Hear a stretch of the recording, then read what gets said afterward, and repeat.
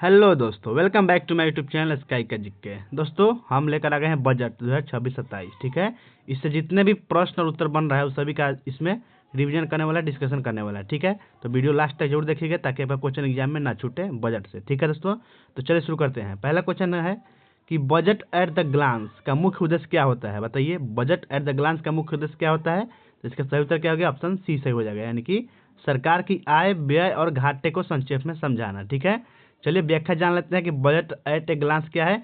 एक सारांश दस्तावेज होता है यह, जिसमें यह बताया जाता है कि सरकार को पैसा कहाँ से मिलता है। ठीक है, और वह पैसा कहाँ खर्च होता है और घाटे की स्थिति क्या है, यही सभी बताया जाता है बजट एट ए ग्लांस में। ठीक है, आगे बढ़ते हैं। नेक्स्ट आपका पॉइंट है कि बजट 2026-27 में केंद्र सरकार का कुल व्यय कितना है। बताइए, तो इसका आंसर सही होगा, ऑप्शन सी ही सही हो जाएगा, यानी कुल व्यय जो है 53.47 लाख करोड़ है। ठीक है, इसका भी व्याख्या पढ़ लेते हैं कि बजट 2026-27 में सरकार का कुल व्यय 53,47,315 करोड़ है। यह पिछले वर्ष की तुलना में अधिक है, जो सरकार के विकासोन्मुख दृष्टिकोण को दर्शाता है। ठीक है, आगे बढ़ते हैं नेक्स्ट क्वेश्चन की ओर। नेक्स्ट है, सरकार की आय का सबसे बड़ा स्रोत कौन सा है। तो सरकार की आय का सबसे बड़ा स्रोत टैक्स है। ठीक है, कर आय, टैक्स रेवेन्यू। ठीक है, सरकार की सबसे अधिक आय करों से आती है, जैसे आयकर, कॉर्पोरेट कर, जीएसटी, कस्टम ड्यूटी, ये सभी से आ जाता है। ठीक है, आगे बढ़ते हैं। बजट 2026-27 में केंद्र सरकार की शुद्ध कर आय, नेट टैक्स रेवेन्यू लगभग कितनी रही। तो ये रही है 28.7 लाख करोड़ रही है। ठीक है, केंद्र सरकार की शुद्ध कर आय लगभग 28.7 लाख करोड़ है, जो कुल राजस्व का सबसे बड़ा भाग है दोस्तों। ठीक है, आगे बढ़ते हैं। नेक्स्ट क्वेश्चन है, निम्न में से कौन सा गैर कर राजस्व टैक्स राजस्व है। ठीक है, नॉन टैक्स रेवेन्यू का उदाहरण कौन सा है, ऑप्शन देखते हैं। तो इस ऑप्शन के साथ से आंसर क्या जाएगा? सार्वजनिक उपक्रमों में डिविडेंड, आंसर ऑप्शन सी जाएगा।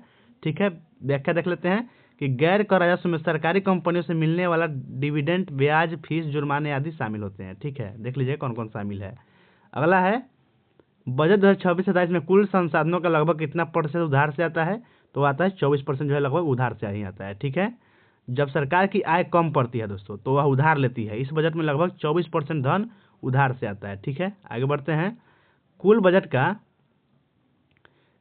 क्या लगभग कितना हिस्सा राज्यों को हस्तांतरित किया जाता है। तो राज्यों को कितना हिस्सा हस्तांतरित करते हैं दोस्तों, बताइए। तो ये होगा आपका 22 से 25% जो है राज्यों को हस्तांतरित होता है। ठीक है, केंद्र सरकार अपने कुल बजट का लगभग 22 से 25% राज्यों को टैक्स से हिस्सेदारी, अनुदान और योजनाओं के रूप में देती है। ठीक है, यह सहकारी संघवाद को दर्शाता है। याद रखिएगा, यह जो है सहकारी संघवाद को दर्शाता है।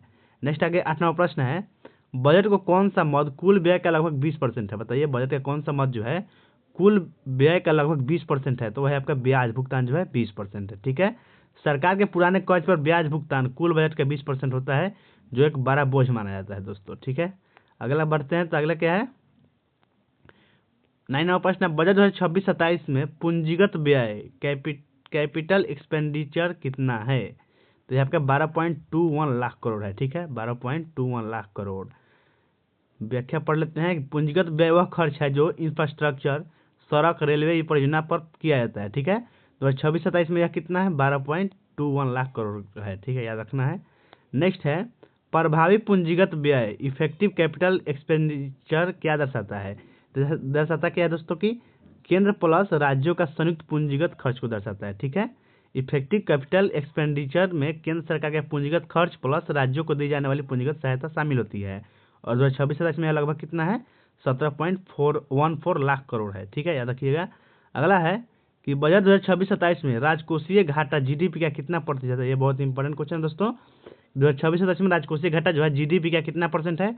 तो 4.3% है। ठीक है, याद रखिएगा 4.3%। ठीक है, इसका व्याख्या पढ़ लेते हैं। राजकोषीय घाटा बराबर क्या होता है? सूत्र याद रखिएगा ये वाला, कि कुल खर्च माइनस कुल आय बराबर निकलता है राजकोषीय घाटा। ठीक है, और 2026-27 में यह जीडीपी का 4.3% है, जो सरकार के फिजिकल कंसोलिडेशन प्रयासों को दर्शाता है। ठीक है, नेक्स्ट आगे बढ़ते हैं। राजस्व घाटा क्या दर्शाता है? ये भी बहुत इंपॉर्टेंट है दोस्तों कि राजस्व घाटा जो है ये क्या दर्शाता है। तो ये दर्शाता है रोजमर्रा की आय माइनस व्यय में अंतर। ठीक है, आंसर हो गया ऑप्शन नंबर सी हो गया। यह जो है सरकार की अपनी दैनिक आवश्यकताओं को पूरा करने के लिए भी उधार ले रही है। ठीक है, और 2026-27 में यह जीडीपी का 1.5% है। ये भी याद रखिएगा कि राजस्व घाटा जो है जीडीपी का कितना परसेंट है? 1.5% है इस बार। ठीक है, आगे बढ़ते हैं। नेक्स्ट है, प्राथमिक घाटा क्या होता है? बताइए, ये भी इंपॉर्टेंट है। प्राथमिक घाटा जो है ये होता है physical deficit minus interest payments, ठीक है। आंसर हो गया इसका ऑप्शन नंबर बी हो गया। फिजिकल डिफिसिट में से ब्याज भुगतान घटाएंगे तो प्राइमरी डिफिसिट आ जाता है, ठीक है। और 2026-27 में जीडीपी का 0.7% है, जो वित्तीय अनुशासन का संकेत है दोस्तों। नेक्स्ट है आपका बजट 2026-27 में PMGKY के लिए कितना आवंटन किया गया है, तो वो है 2.27 लाख करोड़ जो है आवंटन किया गया है, ठीक है। इसका व्याख्या है कि प्रधानमंत्री गरीब कल्याण अन्न योजना के तहत गरीबों को मुफ्त खाद्यान्न दिया जाता है। इसके लिए इस बार 2.27 लाख करोड़ आवंटित किए गए हैं दोस्तों, ठीक है। नेक्स्ट आगे बढ़ते हैं। बजट 2026-27 का समग्र स्वरूप कैसा है, बताइए। बजट 2026-27 का समग्र स्वरूप कैसा है दोस्तों, तो यह है विकासोन्मुख और वित्तीय अनुशासन युक्त। आंसर इसका भी ऑप्शन सी जाएगा। आगे बढ़ते हैं, व्याख्या पढ़ लेते हैं। बजट 2026-27 में विकास, इंफ्रास्ट्रक्चर, सामाजिक न्याय और घाटा नियंत्रण सभी पर संतुलित ध्यान दिया गया है। परीक्षा के लिए कुछ याद रखने के बिंदु देख लीजिए दोस्तों। कुल व्यय कितना है, 53.47 लाख करोड़, ठीक है। रिवीजन करवा देते हैं एक बार। फिजिकल डिफिसिट कितना है, जीडीपी का 4.3%। रेवेन्यू डिफिसिट जीडीपी का 1.5%। इफेक्टिव कैपेक्स 17.14 लाख करोड़ है। और राज्य को ट्रांसफर कितना है, 26.21 लाख करोड़ है, ठीक है। तो थैंक यू दोस्तों, यहाँ पे वीडियो समाप्त करते हैं। अगर आपको वीडियो अच्छा लगा है तो लाइक कर दीजिए, अपने दोस्तों में शेयर कर दीजिएगा, ठीक है। मिलते हैं नेक्स्ट वीडियो में, तब तक के लिए टाटा बाय बाय।